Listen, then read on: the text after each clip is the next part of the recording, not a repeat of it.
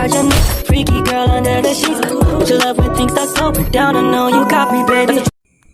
Halo semuanya, perkenalkan nama saya Suci Dwi Setiani. Saya dari Prodi PBSI semester 2. Di sini saya akan membuat video pembelajaran untuk memenuhi tugas UTS saya pada mata kuliah keterampilan berbicara. Selamat menyaksikan. Baiklah, langsung saja kita kepada materi kita kali ini, yaitu ada prosedur parlementer. Apa sih prosedur parlementer itu? Prosedur parlementer, yaitu parliamentary procedure, merupakan salah satu ciri warga negara yang dewasa dan bertanggung jawab. Oleh karena itu, para siswa dan mahasiswa yang merupakan generasi penerus dalam negara kita hendaknya sudah terbiasa dan tidak kaku. Dengan prosedur parlementer, pelestarian demokrasi akan tercapai karena pengawetan teknik-teknik pencapaian keputusan dengan cara yang demokratis. Kebiasaan berpikir secara demokratis dapat kita kembangkan dengan latihan berbicara bebas dan teratur dalam perkumpulan atau pertemuan. Ada 4 aturan dasar yang harus dipahami dan dijadikan dengan tekun. Yang dimaksud yaitu ada yang pertama, hak golongan minoritas haruslah dilindungi. Yang kedua, hukum yang telah betul-betul dipertimbangkan bagi golongan mayoritas haruslah berlaku. Yang ketiga, kehormatan martabat semua anggota haruslah terjamin. Dan yang terakhir yaitu suatu susunan tugas atau urusan yang logis haruslah ditetapkan dengan baik menurut Power 1951280. Prosedur parlementer merupakan suatu ekspresi falsafah yang terkandung dalam ideologi demokratis seperti yang telah dikembangkan selama berabad-abad di Inggris dan Amerika, bahkan kini juga berada di Indonesia. Prosedur ini juga mempunyai 2 maksud utama, yaitu yang pertama meninjau serta mengerahkan urusan atau usaha secara efisien, secara tepat dan guna. Yang kedua yaitu dapat melindungi hak-hak semua anggota menurut Arbet 1916 dan 174. Adapun poin yang kedua yaitu ada prosedur pembentukan suatu perkumpulan. Semua organisasi dapat dibagi atas 2 tipe, yaitu yang pertama yang bersifat sementara atau temporer, yang kedua yang bersifat tetap atau permanen. Suatu organisasi sementara mungkin berlangsung selama 1 atau beberapa pertemuan, tergantung kepada lamanya waktu yang dibutuhkan untuk mencapai tujuannya. Sedangkan organisasi tetap adalah suatu organisasi yang dibentuk dengan suatu penghargaan agar dapat berfungsi dalam jangka waktu yang panjang, atau barangkali dalam waktu yang tidak terbatas. Pada pendiri dari salah satu tipe organisasi, hendaklah bertemu dalam suatu komite atau kelompok kecil untuk dapat mendiskusikan masalah-masalah pendahuluan yang penting. Misalnya, yang pertama, maksud atau tujuan organisasi yang diusulkan. Yang kedua, cara-cara mencapai maksud dan tujuan. Yang ketiga, rencana keuangan. Yang keempat, sifat dan jenis-jenis keanggotaan. Yang kelima, kebijaksanaan. Yang keenam, afiliasi atau pertaliannya dengan organisasi yang lebih besar atau organisasi nasional menurut Mulgrave. Setelah mereka memperoleh kesepakatan terhadap masalah-masalah besar seperti itu, komite hendaklah memikirkan rencana-rencana bagi suatu pertemuan atau rapat pendahuluan. Kelompok ini barulah dapat ditetapkan sebagai suatu organisasi apabila masalah-masalah tersebut telah dapat diselesaikan dengan memuaskan kelompok ini.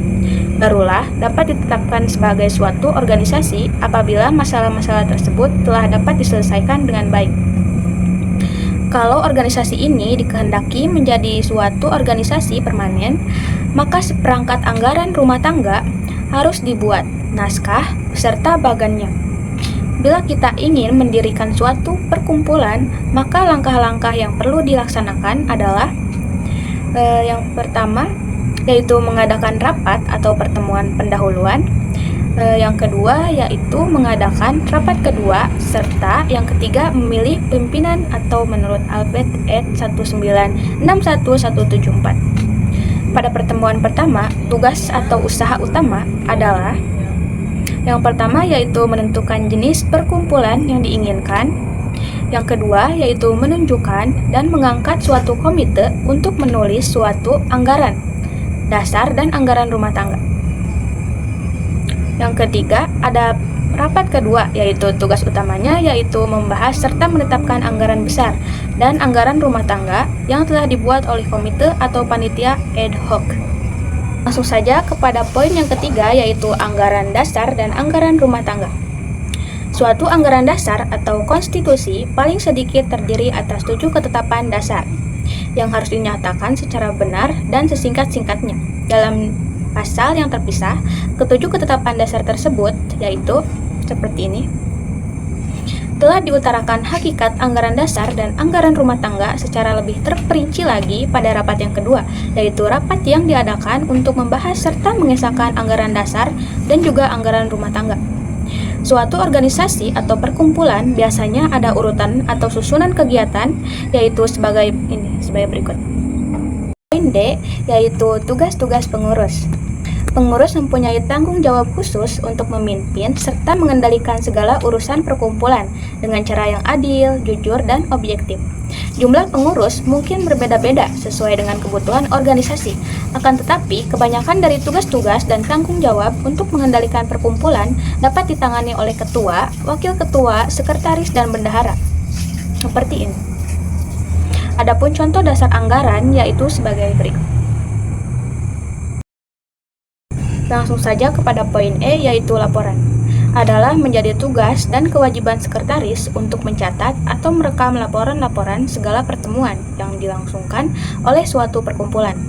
Merupakan catatan resmi, urusan atau kelompok itu disebut laporan.